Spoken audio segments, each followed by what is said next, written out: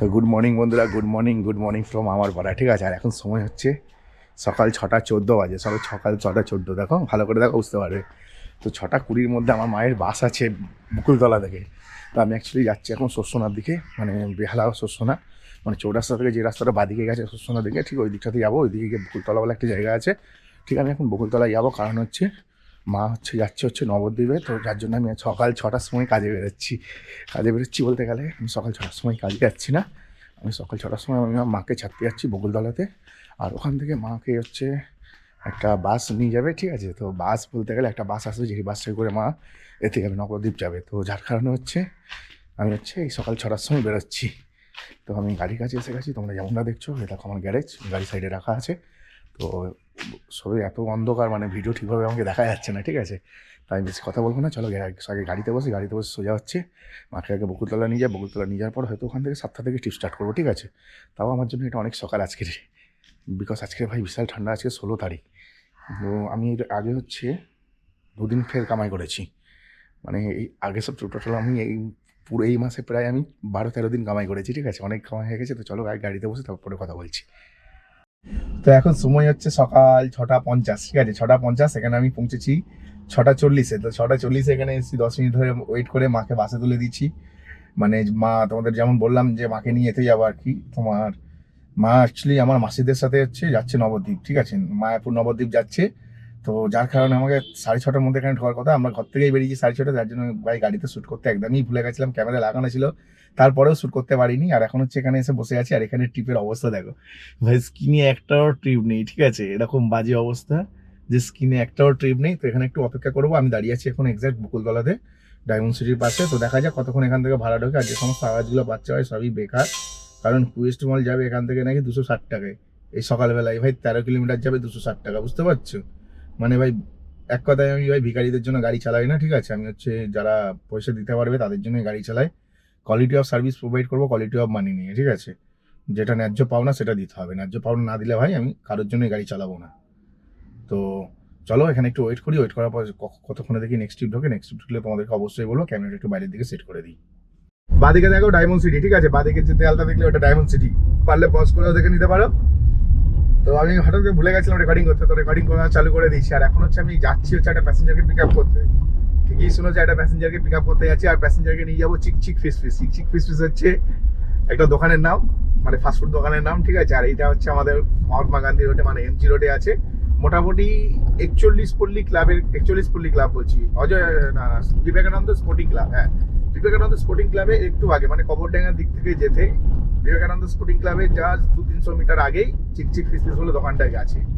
আর আমি আরে বাপরে বাপ, আমার সাথেই কেন এরকম হয় কে জানে ভাই। সকাল সকাল ভাই ফোন পড়ে গেলে এরকম, ফোন পড়ে ভাই ফোনটা যা তা হয়ে গেছিল। মানে 30,000 টাকার ফোন মনে হচ্ছে না 3 টাকা দামের ফোন ব্যবহার করি, এরকম মনে হচ্ছে। তো যাই হোক, আর মোটামুটি তোমাদের যদি আমি বলি এই ট্রিপটা ভাড়াটা ভাই আমি বিশাল নিচ্ছি, বিশাল। একটা প্যাসেঞ্জার 7 কিলোমিটার যাবে, 210 টাকা এনাফ, ঠিক আছে। সেখানে আমি দেখো পরিষ্কার কথা ভাই, 9 কিলোমিটারে ভাড়া নিয়েছি। মানে 3 8 24, 3 নাম 27, 270 টাকা হয়, 280 টাকা নিয়েছি। বিকজ আমি ভাই 2 কিলোমিটার দূর থেকে প্যাসেঞ্জারকে পিক আপ করতে যাচ্ছি। প্যাসেঞ্জারকে ফোন করে জিজ্ঞেস করলাম যে আপনি ক্যান্সেল করবেন না তো? বলছে না ক্যান্সেল করবো না। আপনাকে আমি ফোন করে জিজ্ঞেস করতে যাচ্ছিলাম যে আপনি শিওর আসবেন তো? আমি বললাম হ্যাঁ আমি শিওর আসবো, কিন্তু আপনি ক্যান্সেল করবেন না তো? বলছে না আমি ক্যান্সেল করবো না, আপনি আসুন। আমি বলে দিলাম যে বকুলতলায় আছি, 2 কিলোমিটার দূর থেকে আসছি, তো কিলোমিটারের ভাড়া তো অবভিয়াসলি দিতেই হয় প্যাসেঞ্জারকে, কারণ আমি ওনার জন্য যাচ্ছি না। আমি ব্যবসা করছি সে আমি মানছি, কিন্তু আমি ওনার জন্য যাচ্ছি, এটাও সবাইকে দেখতে হবে কতটা দূর থেকে যাচ্ছি। হ্যাঁ 500-600 মিটার হয়, 1 কিলোমিটার হয়, ঠিক আছে। কিন্তু এর থেকে বেশি হলে আমাকে, মানে আমি টাকা চার্জ করি প্যাসেঞ্জারের কাছে, তোমরা জানো এটা। তো চলো ফার্স্ট ট্রিপ নিয়ে চিকচিক ফিশ যাই, মানে আমাদের এরিয়াতেই যাবো আর কি। ফার্স্ট ট্রিপ নিয়ে এরিয়াতে যাই, তারপর দেখছি সেকেন্ড ট্রিপ। বাই। তো যাই হোক, তোমরা আমাকে যেমনটা দেখছো চিকচিক ফিশটা, তোমাদেরকে ওই গলি দিয়ে জাস্ট বেরোলাম, ঠিক আছে। আর আমি এখন আছি, তোমরা দেখো ঠিক কেওড়াপুকুর বাসগোলা যেটাকে বলে। এই মসজিদটা দেখো, ডান দিকে মসজিদ আছে, আর সামনে এই বাস রাখা থাকে, এই জন্য এই জায়গাটাকে বাসগোলা বলে। তো কেওড়াপুকুর বাসগোলাতে আছি। আর আমি এখন বাড়ির দিকে যাচ্ছি। ডিসাইড করলাম যে বাড়ি চলে যাবো, কাজ করবো না। কেন কাজ করবো না? কারণ ভাই তোমাদের বলবো কি, সকালবেলায় কাজ করা মানে সময় নষ্ট, সকালবেলায় কাজ করা মানে দিন খারাপ করা, এই আর কি। এইসবই বলতে চাইবো ভাই। 17 টাকা 18 টাকা কিলোমিটার দিচ্ছে ভাই। নন এসি ট্রিপ মানলাম, নন এসিতে আগের বছর আমি গাড়ি চালিয়েছি, আমার ভালো মতন মনে আছে, ভীষণ প্রফিটেবল করেছিলাম।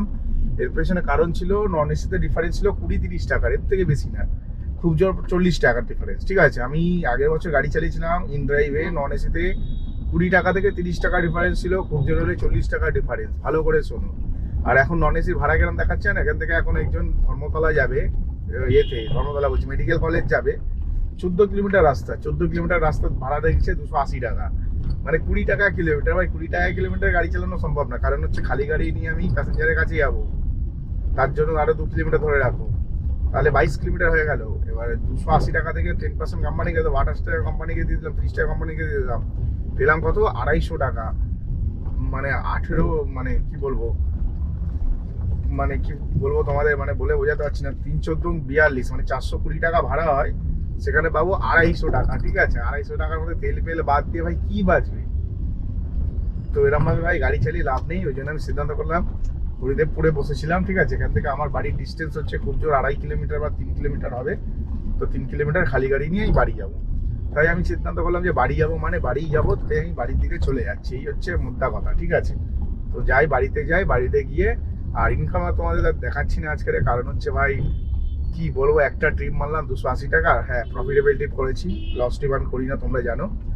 7 কিলোমিটার নিয়ে এসেছি, 280 টাকা নিয়েছি, তো ঠিক আছে, এরকমই তো ভাড়া হবে না, তবে তো গিয়ে ইনকাম করতে পারবো। 11 লাখ টাকা ইনভেস্ট করে নিজের গাড়ি নিজে চালিয়ে, ভাই ভাড়া দিচ্ছে নাকি 17 টাকা কিলোমিটার, 16 টাকা কিলোমিটার সকালবেলার ভাড়া। কেন? ঠান্ডা কাল হলে এসি ছাড়া গাড়ি বুক করছে, আর এসি ছাড়া গাড়ি বুক করলেও পয়সাটা তো ঠিকঠাক দেবে, পয়সা ঠিকঠাক দিচ্ছে না বলেই আমি হচ্ছে বাড়ি চলে যাচ্ছি। সিম্পল ব্যাপার ভাই, অত ভাই খেটে লাভ নেই, বেকার খেটে লাভ নেই। ঠিক আছে, তো চলো বাড়িতে যাই, ভিডিওটা এখানে শেষ করলাম। ভিডিওটি যদি ভালো লাগে তাহলে ভাই চ্যানেলটিকে অবশ্যই লাইক করবে। আর এখন আমি দাঁড়িয়ে আছি এক্স্যাক্ট কেওড়া পুকুরের যে বাজারটা আছে, কি বাজার বলে এটাকে, হোলসেল মার্কেট, কেওড়া পুকুর সবজি মার্কেট, সবজি গোলা জায়গা বলে, তো সেখানে দাঁড়িয়ে আছি। আর আমার সামনে গাড়িটা আমার দাদার গাড়ি আসছে। তো চলো ভিডিওটা এখানে শেষ করলাম। ভিডিওটি যদি ভালো লাগে ভাই চ্যানেলটিকে অবশ্যই লাইক করবে, সাবস্ক্রাইব অবশ্যই করবে।